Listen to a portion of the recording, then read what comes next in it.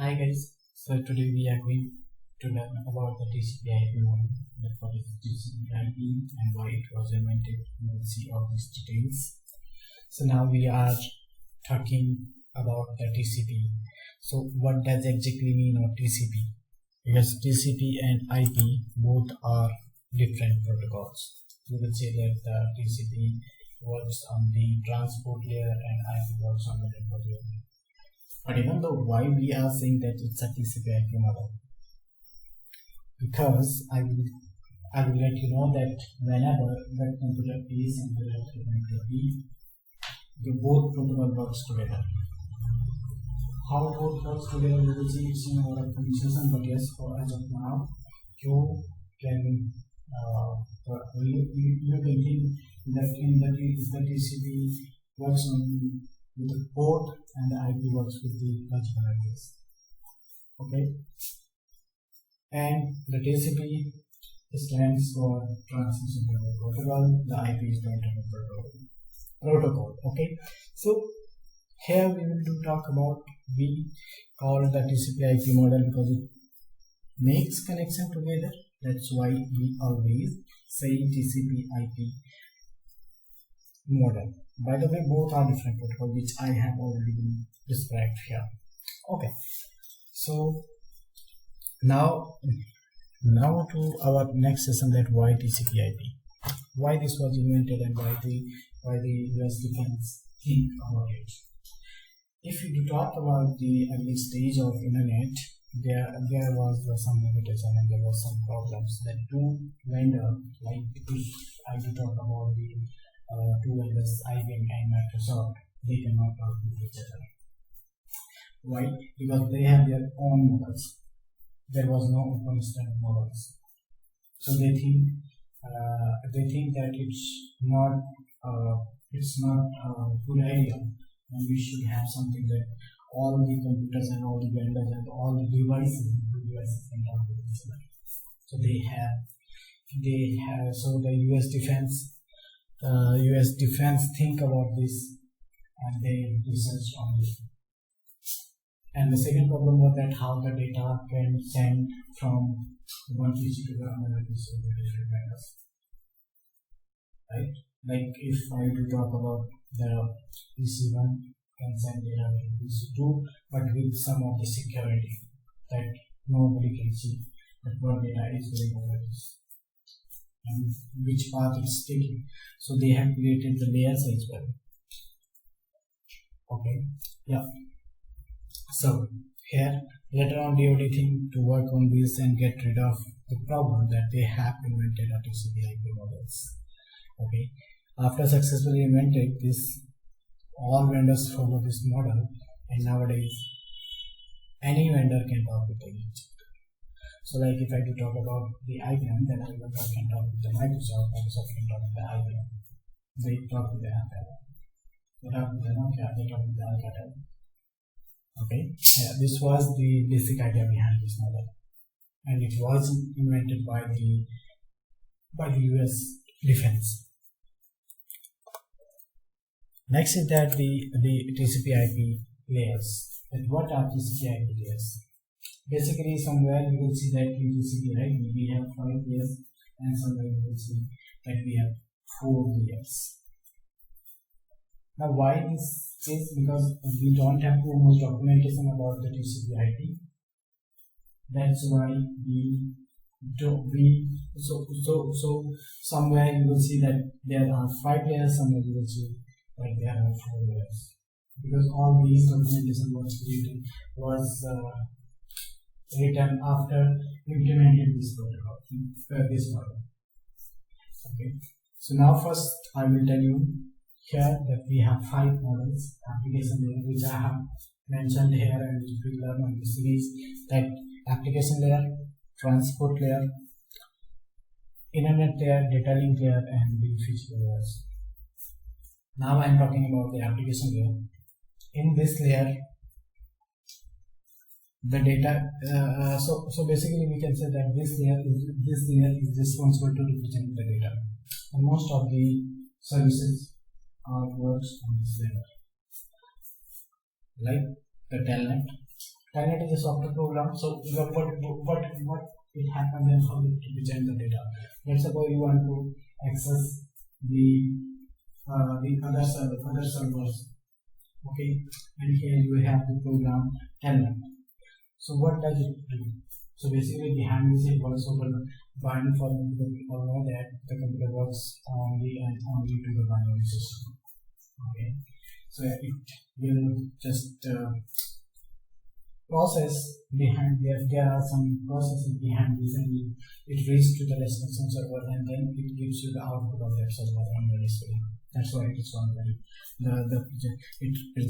represents the data. Okay, so here we have some protocols. We can see that like HTTP, HTTPS, DNS, CAN, and SSL. So these all are works on this layer. The next is transport layer. In this layer, we can we can say that this layer is responsible to transport the data from one source to another source, from one computer to the another computer. Here we have two kind of services. One is reliable and the second is unreliable.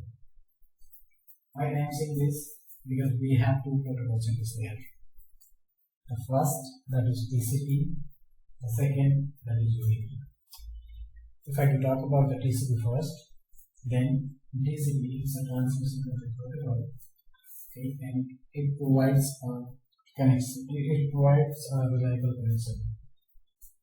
How it works? It works based on the three-way handshake. TCP three-way handshake available in the but as far as of now, just think that it provides you the error-free transport, also we can say, or the connection oriented protocol. We also can say to the TCP. With the help of UDP, it's unreliable. Why it's unreliable? We will see in our upcoming section, or when we will do the comparison between TCP and UDP. Okay, so UDP is a connectionless protocol. So it does not create any connection with the source and destination. It just sends the data, it carries over the network, and it does not receive any acknowledgement. The destination will not give any acknowledgement that it has received the data or not. So far that it's play a very big role in the whole voice network, or the non-reliable, non-real-time networks. Sorry, real-time networks. Yeah. It play a very big role in the real-time networks, because in a real-time networks it is not required any connection or any acknowledgements. If let's suppose I have sent the data 1 second before, and I am getting an acknowledgement after 3 seconds, and I am obviously that frame my packet. So what it will do? It will transmit, and it will create a confusion between the other conversations. Okay, so it generally used onto the real-time traffic. Now next is internet layer. This provides a source and destination address and create a packet with the help of source and destination.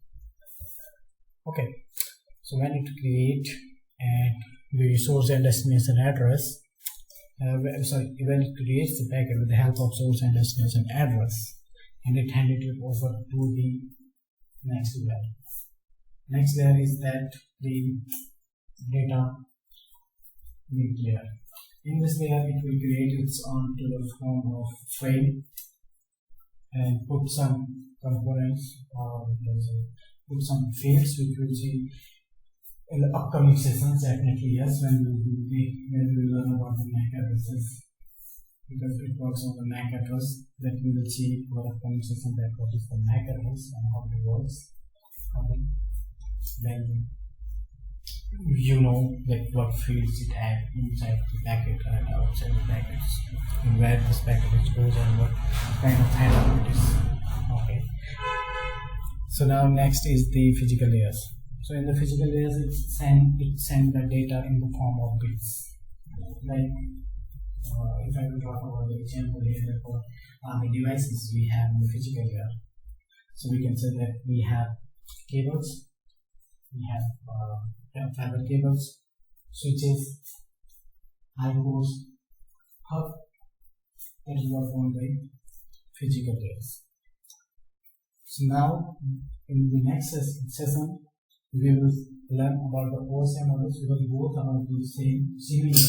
We can also same, yeah, because OSI layer has the same layers, and then we also call it as the reference model. So we will, but early days that was, I think that I will be more popular compared to the TCP IP, but it couldn't show, yeah, and TCP IP becomes more popular and used in the internet.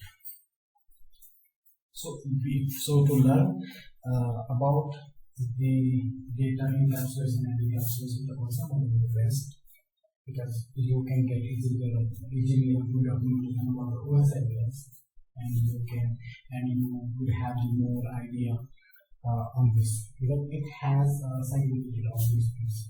It has been all the layers different. Here you can see the application presentation.